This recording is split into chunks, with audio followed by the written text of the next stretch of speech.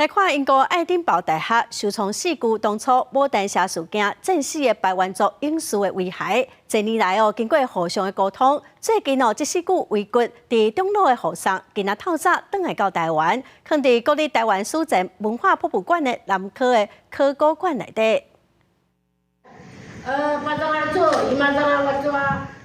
因为牡丹社事件流落伫英国的原住民族4位勇士的头壳骨，总算转来到台湾，透过巫师传统祭拜仪式，目前放伫咧国立台湾史前文化博物馆的南科考古馆。牡丹社事件战场上的族人的遗骨，能够顺利送回到我们台湾这个地方，是经过很多机关跟我们部落族人不断的沟通协调以后才完成。当然，这个也是我们这几年我们蔡英文总统也在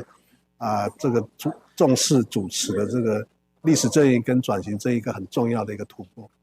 1874年的牡丹社事件有几落名牡丹社百万族人战死，日军甲12粒头骨炸转去日本，其中有4粒奉收藏伫咧英国爱丁堡大学。政府机关、博物馆和学术界互相建立协商沟通平台，经过3年打拼达成共识，互头骨会当转来到台湾。甲4粒头骨请倒转来，也是台湾原住民族要求国际行祖先遗骨的头一例，有重要的历史意义。被取走居然带到海外，我们根本也不知道到底带到哪里到底我们要怎么去把它要回来、带回来？有很深的伤害，我们到底是属于什么群组？我们被人家这个方式来对待，那经过这一次，